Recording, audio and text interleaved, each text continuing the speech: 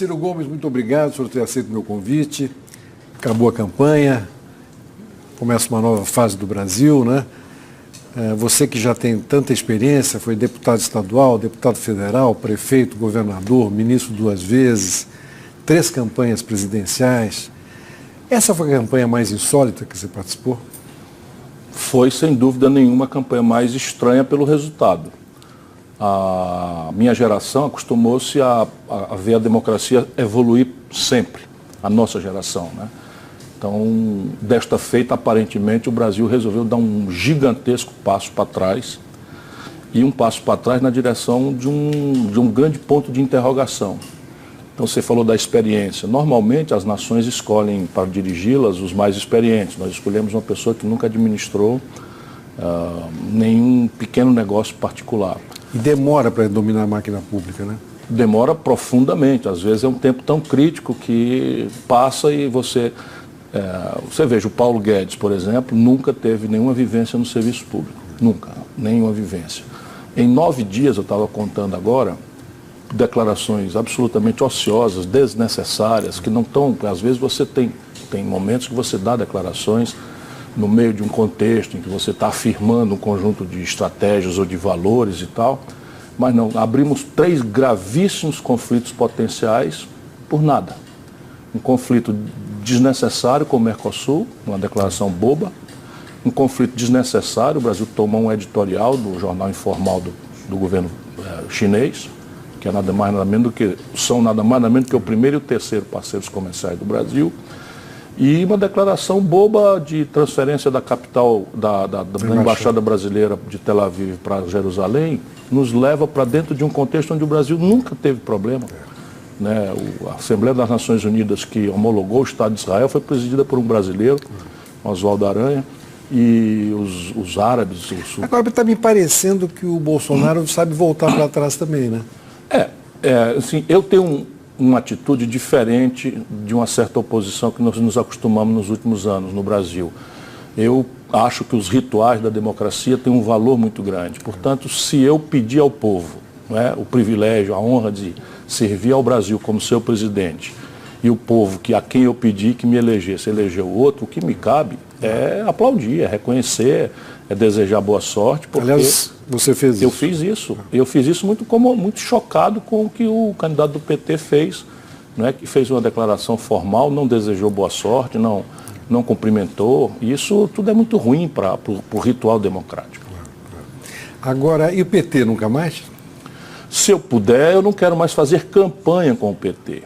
Isso é uma coisa prática, porque se nós olharmos, Roberto, o PT tem feito um mal muito grande ao Brasil. Nem digo que seja voluntário, mas deu-se uma situação em que eles não conseguem conviver com essa situação e estão subordinando o interesse nacional, a história do Brasil, o destino do nosso povo, a um conjunto de fraudes, um conjunto de escolhas absolutamente assustadoras. Não existiria essa crise sem o absoluto equívoco que foi a escolha da Dilma. Uma pessoa que, a despeito de ser honrada, não tem nenhuma vivência do serviço público, não conhecia o ramo político e tal, e que se deixou impedir, não conseguindo somar 1/3 dos deputados, numa Câmara que até à venda estava, conforme a trágica notícia que nós tivemos. E você acha que o impeachment trouxe um trauma? Um trauma gravíssimo, porque você romper um mandato sem uma clareza de cometimento de crime, de responsabilidade, pode sim ser chamado de golpe de Estado. Agora, o grande problema, de novo, as escolhas do PT. Nós fomos todos à rua excitar o povo brasileiro denunciando um golpe, no dia seguinte eles estavam confraternizando com os autores do golpe, lá como cá. Então, assim, as pessoas, por que não apoiou? Porque não é possível mais. Não aprenderam absolutamente nada. Nessa eleição eles estavam com o Renan Calheiros, estavam com o Eunício Oliveira. Você deve ter refletido muito para não tomar, né? Porque podia ficar uma coisa de omissão também. Aliás, muita gente disse isso. Bastante. Assim, é evidente que quem agride muito, falando em omissão, é o petista, que não percebeu, não quis perceber, e informado é que nem o bolsomínio. Fanático, relativiza tudo e tal. Mas todo o itinerário do PT nesse momento é o que produziu o Bolsonaro. É um itinerário de fraude. E eu usei essa palavra muitas vezes para denunciar. Até as pedras do caminho sabiam que o Lula não podia ser candidato, porque a lei da ficha limpa é flagrantemente clara, não admite dúvida, nem interpretação relativizada. Não existe isso, é uma lei que o Lula botou em vigor. Não é? Aí frauda, explorando um benefício, depois o Haddad, que não é advogado do Lula, todo mundo sabe que ele não é advogado do Lula, usa uma franquia da lei, ou seja, frauda a lei, para estar toda segunda-feira consultando. Que tipo de presidente sairia de uma dinâmica como essa? E tudo isso eu falei antes. E eu estava dizendo antes para dizer que não contassem mais comigo para aperfeiçoar uma fraude daquela natureza. Agora, em que momento da campanha você sentiu que o Bolsonaro ia ou podia ganhar? Eu imaginava que nós começaríamos a demonstrar o grande vazio de propostas, de experiência dele, ali quando começassem os debates. E assim foi muito flagrante, ele foi ao primeiro debate. E no primeiro debate tocou a mim, né, fazer um conjunto de perguntas. Eu fiz uma pergunta sobre essa coisa da inadimplência generalizada, que bota 63 milhões de brasileiros no SPC, e ele deu o queixo para bater de uma forma muito clara. Ciro, isso é um milagre, isso aí o PIB brasileiro dá 10 PIB brasileiro, ou seja, nunca parou para estudar, isso não é a vocação dele. E, portanto, ele iria, um debate depois o outro, ele não iria, penso, resistir, embora a maior força política hoje no Brasil seja o antipetismo que ele conseguiu interpretar com certa contundência e simplicidade. Né? Mas aí veio a facada. Com a facada eu pensei, não, a pessoa conhece o povo brasileiro, ele agora está protegido. Né? E aconteceu. Como é que você está vendo os movimentos dele, esses primeiros movimentos, escolha de ministros? Eu tenho que dar coerência àquilo que eu falo. Eu desejo boa sorte, eu reconheço a eleição dele, não cabe a mim negar a legitimidade dele, isso é um processo, volto a dizer, é o mesmo povo a quem eu pedi o direito de ser presidente. Porque não foi a mim que escolheu, eu não tenho o direito de não cumprimentar o meu adversário, porque eu estou cumprimentando o povo. E o povo brasileiro está tão machucado que eu preciso desejar honestamente boa sorte. E eu quero ser coerente com isso nas minhas declarações, portanto eu tenho sido muito econômico, eu não vou ficar com miudices acompanhando, enfim. Mas somando o que eu já conhecia com os primeiros movimentos, a minha inquietação aumentou muito nos últimos tempos. Menos por aquilo que está aí, você tem o general Heleno, um homem de nível, né? O Sérgio Moro pode e deve ser criticado do seu ponto de vista ético, sim, mas nada legalmente o impede de sair da magistratura e ser ministro. Lembrando que ele vai ser ministro da Segurança Pública. E também, né? Além da Justiça. Essa é a grande demanda popular. Né? A Justiça tem a ver com combate à corrupção, etc., mas é preciso formular e botar a mão na segurança pública. A economia me preocupa profundamente. Cada fragmento de informação que sai me preocupa muito. Veja bem, fala-se, não sei com que veracidade, mas saiu da própria boca do Paulo Guedes a ideia de fundir o Banco do Brasil com o Bank of America. Isso eu não vi. São coisas assim, entram e saem, parece assim um estilo Bolsonaro de ser, de ouvir uma aberração, vazar e se aconselhar com a repercussão da rua.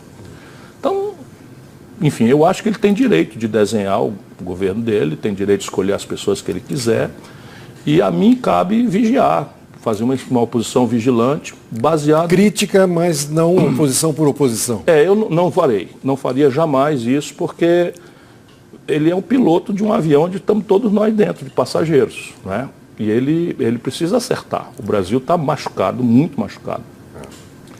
E eu espero, eu vou tentar cumprir as melhores práticas democráticas, espero poder olhar caso a caso aquilo que for proposto e reagir conforme o mérito dessas questões, e em nenhuma circunstância a minha voz vai se somar esse quanto pior melhor que uma certa fração da oposição brasileira se acostumou.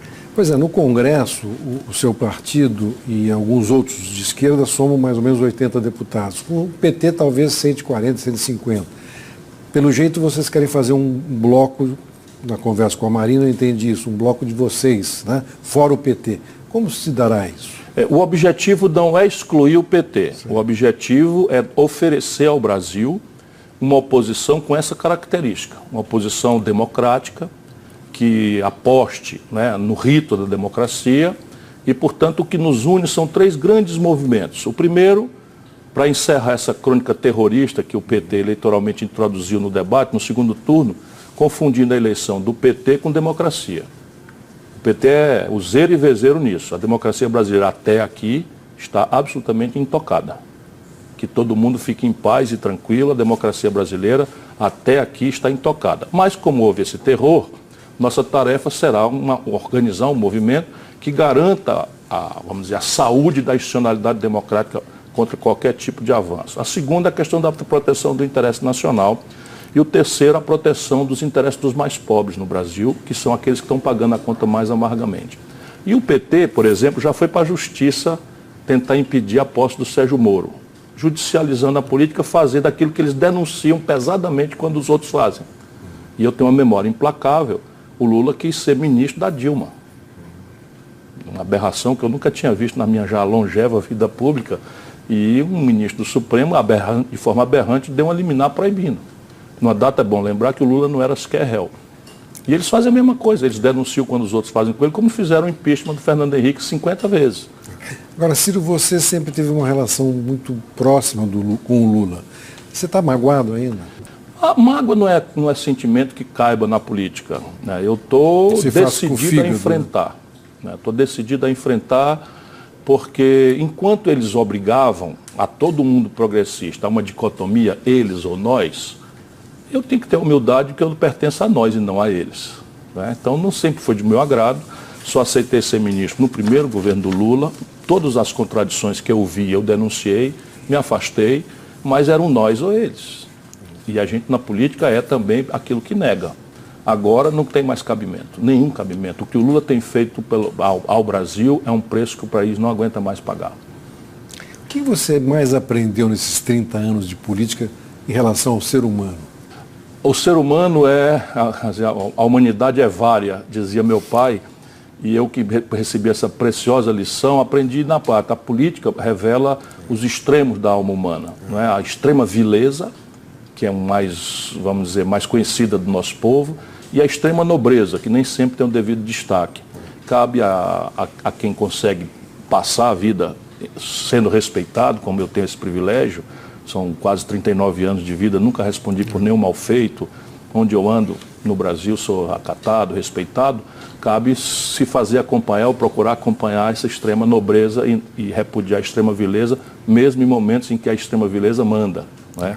Como aconteceu recentemente no país. O Brasil buscou uma saída conservadora, né? Conservador no sentido que não é um governo talvez possa ser até progressista no sentido de mudança, mas não no sentido social, como você diz, né? Por que você acha que o povo tomou essa decisão? A força dominante é fragmentária e só se coesionou por ódio. É o antipetismo. Você acha que o antipetismo foi o... Essa é a explicação para esse alho, bugalho, gato, sapato, galinha, cachorro, tudo junto, não é? Que forma essa esmagadora maioria, não é? Uma maioria em que em São Paulo, a terra do Haddad, foi 68-32. Não é? Isso não dá para a gente chamar 68% da população de fascista. Eu me recuso terminantemente, pelo contrário, eu tenho me posto humildemente a tentar entender isso. E aí você tem várias questões, por exemplo, a moral popular. A moral popular é diferente da moral dos setores ilustrados da sociedade, que temos o privilégio do iluminista, né, de conhecer as experiências de mistura de religião com política e tal. Mas a moral popular fica muito chocada com os costumes, você está dizendo. Não sei nem os costumes, porque o nosso povo é muito tolerante. Mas daí você, a explorar essa tolerância generosa que o nosso povo tem, com políticas públicas para afirmar um identitarismo de minorias que são mais próximas do pensamento progressista, é falta de respeito. Aí o Bolsonaro inventa, é uma mentira, uma cédula de R$3, que se tentou implantar um kit gay nas escolas. O nosso povo está nem aí para os homossexuais, nosso povo convive numa boa, em todo canto. Mas, de repente, eu vou transformar isso numa política pública, e de forma despudorada. Aí a lei diz que a propriedade é uma coisa protegida pela lei, pela Constituição, etc. E de repente os amigos do Lula, do MST, se autorizam a invadir as coisas e a lei não funciona e tal. Aí vão se acumulando essas contradições, não é? E a economia. A grande repulsa hoje é que a Dilma construiu essa, que é a maior crise da história brasileira. E ela não vai engolir só a Dilma e o Temer, que já foram engolidos, ela engolirá o Bolsonaro. Porque trata-se de um problema muito concreto, muito grave. São números que não serão resolvidos a golpe de frase feita. Muito menos de concepções exóticas copiadas de manuais mofados de Chicago, que meu amigo Paulo Guedes parou de ler desde os anos 80. Esse é o grande problema do Brasil, 150 bilhões de reais de déficit, uma dívida pública que passa de 5 trilhões de reais, vence 26% agora, saiu hoje, saiu o relatório do trimestre de lucro dos bancos. Os 5 maiores bancos no Brasil tiveram 17,6 bilhões de reais de lucro no trimestre.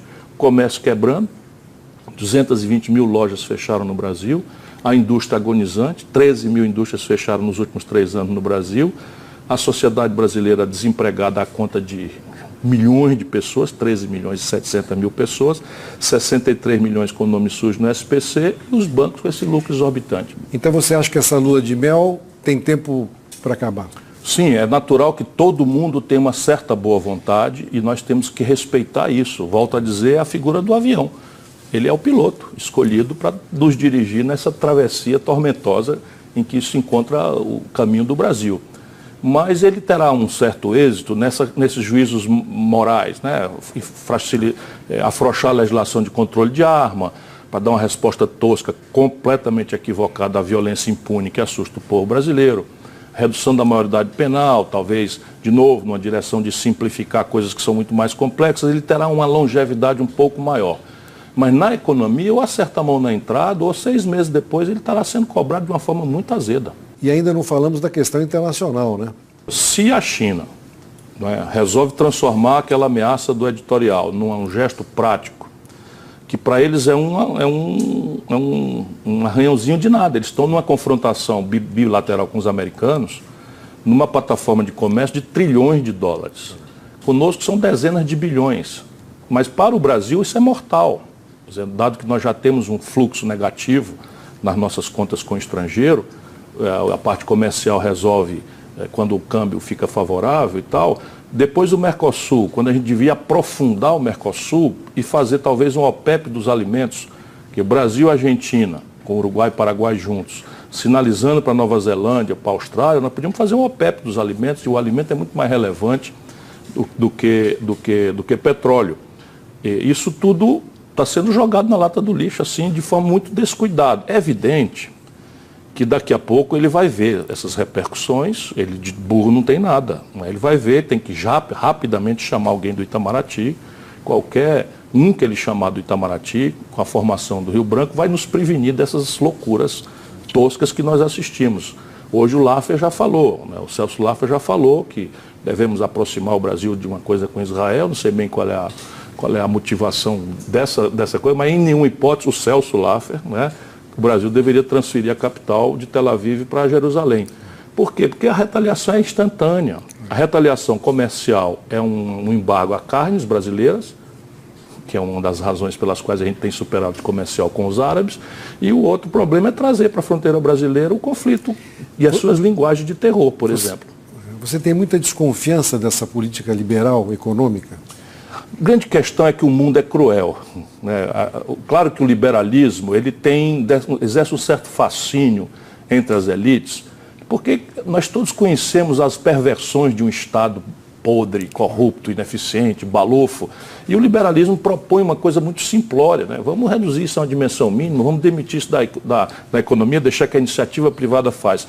Se a moeda do mundo fosse uma só, se a taxa de juros internacional fosse igual à brasileira, se o nível de maturidade tecnológica, nação a nação, fosse contemporâneo, se os exércitos fossem os mesmos, as escalas das economias fossem iguais, não vejo dificuldade. Ainda assim, teríamos que facilitar e não fazer o oposto às migrações. Porque a grande questão é que, na medida em que você pede a facilitação das fronteiras para o fluxo financeiro e comercial, nós vemos crescer o protecionismo contra as migrações. A xenofobia, o próprio Bolsonaro é xenófobo, tem lá uma atitude absolutamente desumana com relação aos venezuelanos, que mexeu com a Amazônia.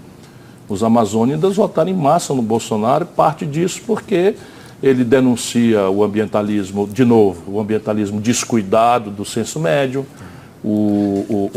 As populações que vivem esse drama da migração sofrem muito também. É evidente, né? porque o setor público não resiste. Uma onda de 50, 70 mil venezuelanos chega em Pacaraíma, o hospital não resiste. Portanto, a tarefa humanitária é da União Federal. A mesma coisa. A Europa, mais, assim, eu ia dizer uma palavra aqui que não é muito polida, mas a Europa é menos generosa. A Europa tem mais margem para... A França está tentando fazer uma coisa diferente, né? Mas a Áustria, por exemplo, elegeu um neonazista também. Né? E o mundo está duro, o mundo está difícil. Agora, a linguagem e o linguajar do Bolsonaro é, como você falou, muito tosco, muito direto, assim, no mau sentido da palavra, né? Mas na cadeira, sentado na cadeira, ele vai ter que mudar, né? Inclusive, talvez não possa ir tão para a direita como ele se mostrou na campanha. Eu tenho segurança de que a estrutura brasileira vai engolir o Bolsonaro. E nesse sentido eu nem gosto dessa notícia, porque ele é uma energia. E é uma energia na direção de mudar. E essa é uma energia que eu cultivo. Não dá mais para o Brasil ficar como está. Como ele não tem, dizem as neurociências, né, as novas ciências aí enfim, que estudam os movimentos do cérebro, que a nossa capacidade de pensar em abstrato é uma variável da análise combinatória das palavras que a gente domina. E talvez esse seja o problema do Bolsonaro. Ele tem um feixe de palavras muito restrito e as análises combinatórias dão muito pouco. E está sendo chamada a falar sobre as questões mais complexas e mais sofisticadas do mundo a partir de um dos países mais complexos e sofisticados do mundo, que é o Brasil. E esse pequeno vocabulário é bom para a campanha, é bom Sim, mas para governar é melhor ficar calado. Agora, Ciro... Não é ele não, hein? Quem está dizendo bobagem a 3x4 é o Guedes. Posso repetir aqui uma coisa escatológica? Ele disse para um jornalista, a jornalista perguntou para ele quais eram as empresas prioritárias para a privatização. Ele disse, são aquelas envolvidas no CU dos curiosos. O ministro da Fazenda, da oitava economia do mundo. A prensa no Congresso também foi mal colocada. A prensa no Congresso foi mal colocada. Sim, mas é assim, o que ele está pensando? Aí de graça, disse para uma moça da Argentina, o Mercosul não é prioridade. Agora, Ciro, você também tem de frases, às vezes... Não, eu não estou me arrependendo de frases. A questão é o seguinte, a que serviço, a que proposta, a que propósito essa frase se dá? Eu desafio um brasileiro, eu não me desculpo, mas eu desafio um brasileiro que diga, não, o Ciro esquentou a voz, falou um palavrão descontextualizado, sem objetivo, sem nenhuma razão de ser para isso e tal. A última, recentemente, eu falei de uma pessoa que eu quero bem e estimo, que é o Leonardo Boff. Leonardo Boff faz uma carta para mim super generosa, me enche de elogios no privado, e depois, porque eu não atendo o apelo dele, ele me acusa de ser um antidemocrata, não sei o que, e tal, achando que isso provavelmente é trivial. E eu respondi, isso é um bosta. Nunca dei um dia de serviço, não conheço a opinião dele sobre o mensalão, sobre o petrolão, sobre todas as canalices que o PT fez. Então os valores do Boff são relativizados. Você vê que você tem um linguajar... Então, linguajar é uma coisa, não seria eu o melhor professor de linguagem para ninguém. Eu estou falando o seguinte, qual propósito nós estamos alcançando ou buscando de afirmar que nós vamos transferir a capital à Embaixada do Brasil de Tel Aviv? Qual é o propósito de dizer para um repórter argentino que o Mercosul não é prioridade? A quem interessa o Brasil dizer, não é, que... Enfim, essas coisas malucas que estão sendo faladas aí. O Lula e o Mitterrand competiram 3 vezes e ganharam na 4ª. 22 está longe, mas você vai andar pelo Brasil.